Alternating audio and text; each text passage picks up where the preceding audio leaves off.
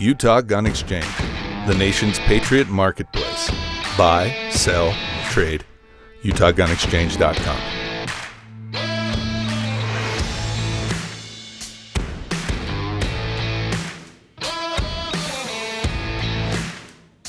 Okay, SHOT Show 2018, Utah Gun Exchange here at the HK booth with Sean Burrows. Sean is a professional shooter for HK. He's going to walk us through some new cool stuff at HK. Go ahead, hey, Sean. everybody. We've got some fun new collaborations with Crimson Trace. Here I've got a VP9 with the new Crimson Trace offering. We have both red and green versions of this, just like your original Crimson Trace grips that would wrap around a metal frame gun. Here on this polymer frame pistol, the laser is activated when you grab right here button, and it offers a sleek, compact laser option at the bottom. So fits right on the pick rail. It also works with and comes in a VP9 SK model. So another thing is we have the new extended base pads for the VP9 SK. So this is a 10+2 Right. factory base pad. This is an aftermarket. This is HK. And then we have so this is a 13 round option, and then there's a 15 round, and then the 10 round option that came out with the gun when it was released earlier this year. So this is the green laser. You can see that. A lot of people prefer the green because it's easier to see in daylight or those transient low light settings where it's not quite dark yet. The green laser is much easier to pick up on. I use a green laser in my night matches when I'm shooting night matches, 3-gun, the HK shooting team, and I prefer green. So then over here we've also got a Streamlight offering, flashlight only. It's nice and compact. It's the TLR7. So they've got different options. Of course, turn it on, or just hold it on with your support thumb, your finger, and then it'll just turn off. So you can hit it once, turn it on, just like most tack lights. Very nice. You know how many lumens that is? What's that? You know how bright that is? I have no idea. I know it's available for a VP9 now. And HK is actually offering packages where they come with the lights ready to go. Installed. Yeah. So very nice. So that's good for the end consumer. You can just buy everything all in one box. Good to go. Right. Well, that's the advantage of the VP9, right? I mean, other striker fire pistols, a lot of people like to upgrade. Come with a plastic guide rod, plastic sights, and they want to do something about the trigger. If you've ever shot a VP9, it's arguably one of the better striker fire pistols out there on the market. We've got iron night sights. We have a metal guide rod, things that most people wind up replacing almost immediately when they get other popular striker fire guns made by other companies. So it sounds like it comes with a lot of things you might want to upgrade anyway, but they're already on the gun upgraded. Right. It comes with the upgrades you're probably going to spend money on anyway. And with or without the laser, I mean, that's a very personal choice. But this is a very, I guess, enticing, compact offering. Sure. And with that in mind, I mean, as far as the pistol itself, it kind of comes ready to go. And it's tack drive, man. It goes right where you point it. Okay. Very good. I think we could have you run us through the gun that you shoot in 3-gun. Yeah, two guns you're shooting in 3-gun, and then maybe tell us about Breda. Yeah, so I run a USP Expert. It is a long slide version of the classic HK USP. It was actually designed for competition. Now the USP's Expert has a few additional bells and whistles that your standard USP doesn't have. So we're looking at a standard USP. Off the bat, we've got rear adjustable sights. We also have a flared mag well added to the gun. And if you can zoom in here, you see this little nub coming out the back of the trigger. Yes. So between the adjustable match sight and this is what they call their match trigger, you can actually adjust the screw to reduce the amount of over travel after your shot breaks, so you can reset the trigger faster. So it's a very personal thing. Some people like that over travel. It depends on the type of trigger pulling methodology you subscribe to. There are a lot of great pistol shooters that pull the trigger a lot of different ways. Another great thing about the USP line is when they first came out in the 90s, these were the first polymer, or these are the first pistols, period, to ever have an accessory rail. Right. A lot of people criticize HK now for saying, well, why do they have a proprietary accessory rail? Well, there was no standard when they came out with it. Now, of course, it's Picatinny. You can easily get Picatinny adapters. The later models of HK pistols, such as the P30, HK45, VP9 series, all have Picatinny rails, but USP was the first. So, but with that, when HK was designing it, they wanted to appeal to 1911 owners and those that liked the fantastic plastic alike. So this lever, at least in this trigger variant, this is a V1. There are many variants. This is the most popular. You can carry it cocked and locked, so this acts as a safety. It's ambidextrous, but you can also decock it, and then you've got that true double action, followed up by your single action trigger pull. So you can carry it cocked and locked in single action. If you decock, it's ready to go in double action. Right. And it can be carried, obviously, ready to fire. Right. So for a long time, I actually I ran a V1. But then my gunsmith suggested that I change over to what they call the LEM trigger variant. And I'd seen it before, but what I'd do is I would come to the HK booth at SHOT Show, long before they wanted anything to do with me shooting-wise. Oh, here it is. And I'd say, I've read about this LEM on the internet. What's so special about it? I'll pick it up. Wow, it's like a really hard double action. Why is this so popular? Well, I didn't understand what it was designed for. It's actually a cross between double action only and single action only, if you can imagine. With the magazine, when you insert a magazine and rack around in, the pull on the trigger becomes very, very easy. It's like a super light double action long pull. LEM stands for law enforcement modification. What they wanted was to offer law enforcement the ability to draw and have that really long first trigger pull like a double action, single action pistol offers, because you want to be really sure before you pull that trigger on that first shot. Right. After that, you've already fired a shot, so keep going. So you're in single action, right? But with this, it's a much heavier because it's doing two things. It's cocking the hammer back and, of course, letting it go. Single action is, for those of you not in the know, is just letting the hammer go. It does one action. Well, HK wanted cops to be accurate on that first trigger pull. And when you have that first trigger pull be really heavy, it's not often really accurate. You squeeze the trigger, you miss that first shot anyway. So, you've got a really light, long trigger pull. I'm going to do this left-handed so you can see this. The shot breaks,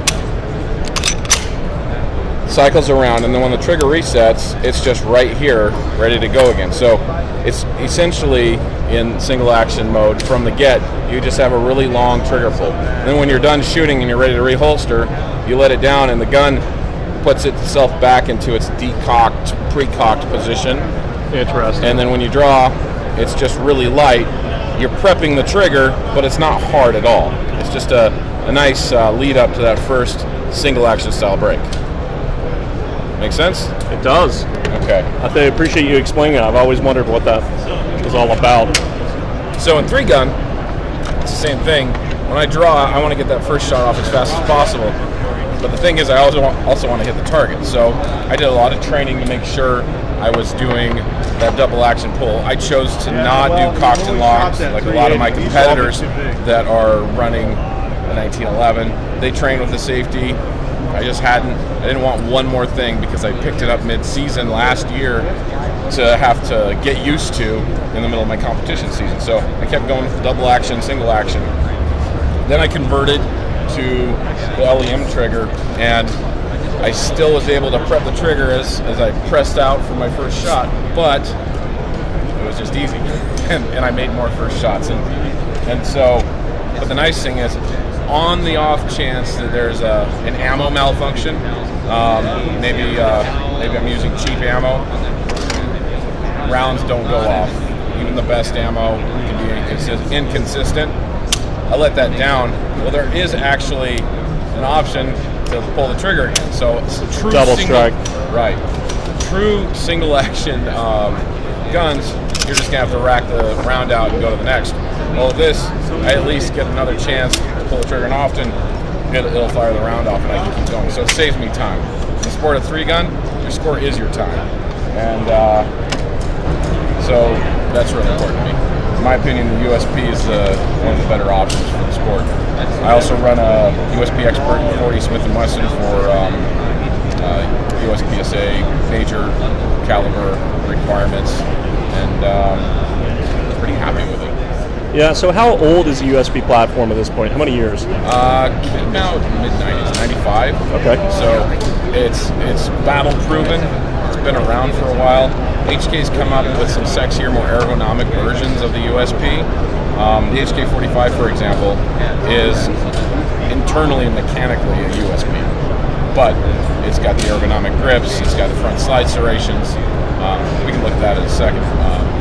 P30 series is based off of the USP P2000, so other great, more up-to-date hammer fire, double action, single action guns. Their offering is they're fantastic. The reason why I'm running a USP Expert is because I have the long slide, and which means I have a longer sight radius, and frankly, it's a slightly heavier gun, better for recoil control, and I really haven't shot anything more accurate.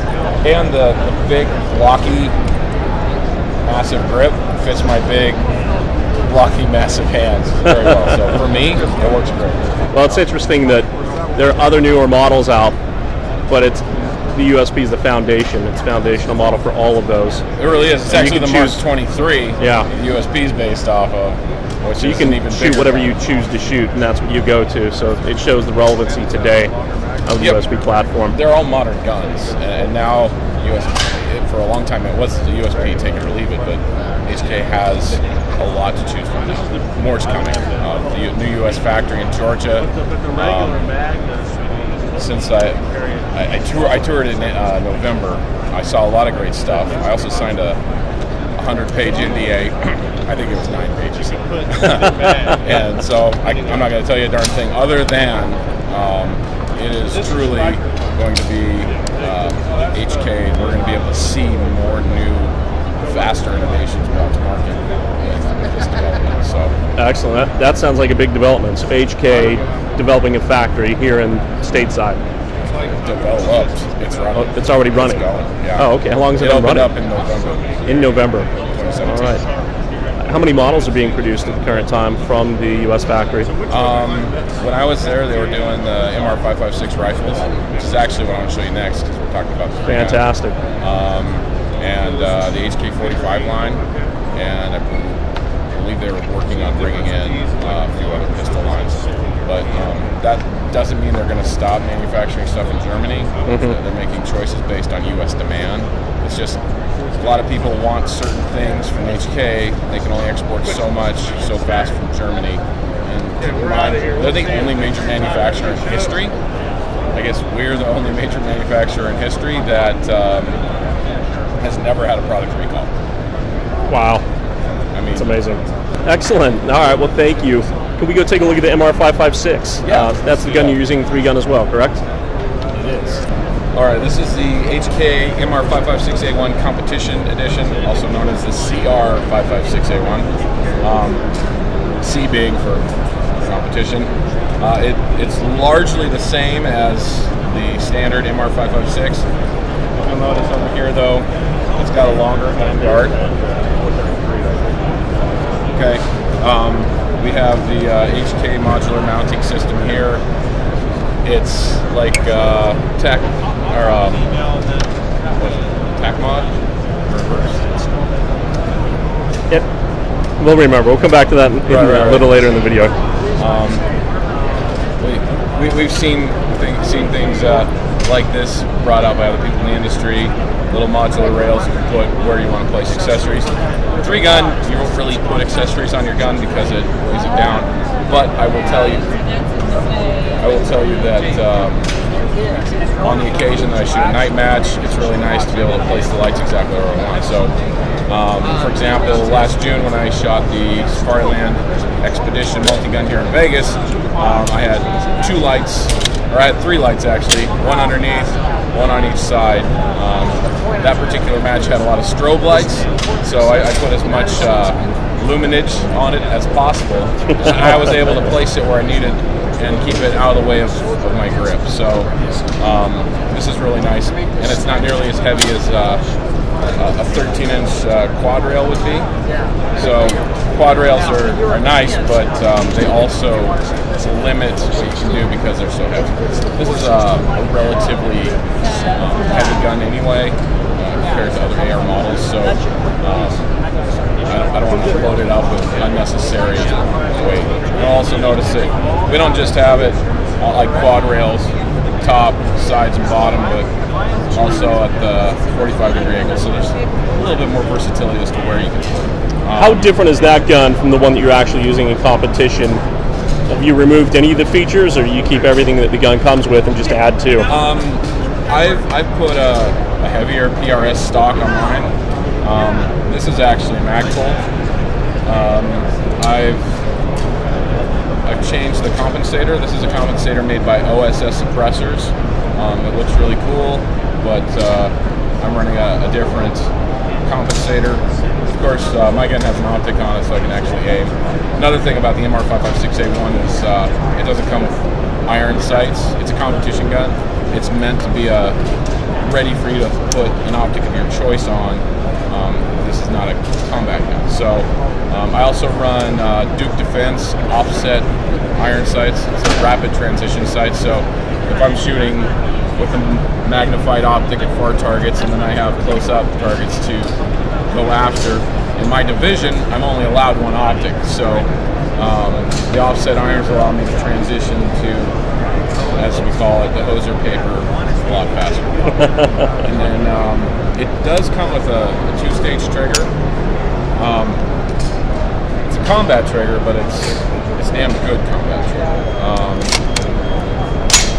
I ran it stock for a long time. I just put in some Geisley Dynamic 3-gun flat triggers. Jury's still out on that. But that's the thing. A lot of the AR type add-ons you can do. I know people that have different buffer systems in there. It is a piston gun. It is a so it's different than your average direct impingement bolt carrier groups. But I run PMags. This is HK 30-round polymer magazine. I run 40-round PMags with base pad extensions, so I can get 46 rounds. I need a 30-round mag because I'm going prone or doing some long-distance stuff. I run a 30-round mags. The other thing that's different about the competition model is this extended mag release. It's really, really nice. So you can see here, it protrudes a lot, and it makes for magazine changes and reloads really fast, as opposed to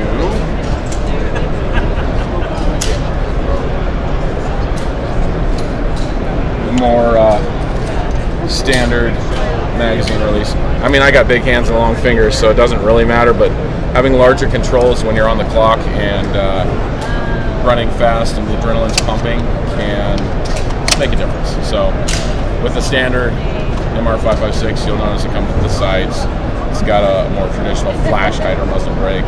It's got the HK416 E2 stock. These are really comfortable. I actually prefer these over the Magpul that's on the competition one. So for a long time I was running an E2 stock. So fantastic guns. The most important part, I think, is I ran 18,000 rounds through my MR556A1 in the 2016 shooting season. I ran a bore snake through it a couple times, but I didn't clean it. It stayed clean. It's a pissing gun. It's meant to run. You can't run a DI gun like that.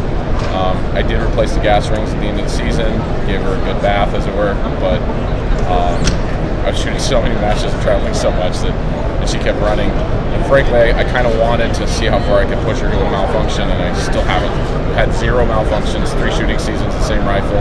I've since added a shorter rifle with a 14-inch barrel and compensator, but let's see. I'm looking forward to that first malfunction.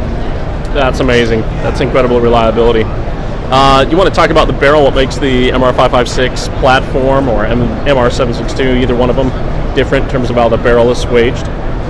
Yeah, so I will say I do run a MR762A1 for heavy division. Basically the same gun, but in 308. So, are you running the LRP? I'm running a different optic. Okay. I'm running a Vortex Razor 1-6. It's not the true LRP. In my division, I do not have the luxury of allowed bipods, which is okay. I do have the longer modular rail though on mine, because of the way we grab these guns and the way we compete with them. We want as much length as possible to square off with the target and pull it in, as opposed to a more tactical grabbing it by the mag well. We're not running these guns all day long or for a long period of time, so we'll grab it out here. The longest 3-gun stage is 300 seconds, so the argument that it's not tactical to do that because your arm would get tired doesn't apply to 3-gun.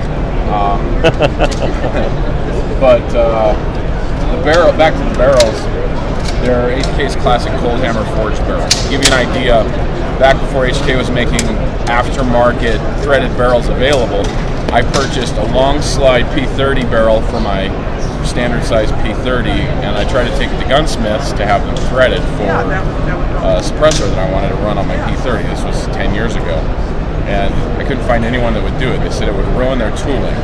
The cold hammer forged barrels are really, really hard. Now, these barrels are not chrome lined. One of the reasons why we chrome line AR barrels typically is to keep them from getting ruined and ruining the rifling as they heat up, because these are semi-auto rifles and we're running a lot of rounds through them really fast, or at least we want them to be capable of that. So stainless steel barrels need to be coated in something, otherwise you'd actually ruin, say, a stainless steel barrel that isn't lined on the inside. You'd ruin the rifling. So with this cold hammer forged barrels, the rifling actually stays intact. You can run a lot through them. Like I said, 18,000 rounds in 2016 season. I've been able to take this thing out to 700 yards with a 1-6 optic and hit things, hit 8-inch plates while on the clock. Pardon for your interruption. That's impressive. Jeff, do you know anybody that's sir? Yeah. Perfect. This is Jeff Swiss. Any other questions? No, I think you've done great. We appreciate this. Do you want to talk about what shotgun you're going to be using, or you are using in your 3-gun competitions? Yeah, in fact, that is now associated with HK. Yeah, we'll have to go to the Breda booth another time. Okay. I'm here. I'll be happy to show you. But I'm running a Breda, B-R-E-D-A, B12i. It's Breda's a 90-year-old company. And 2 years ago, they thought it would be a good idea to start selling guns to U.S. customers.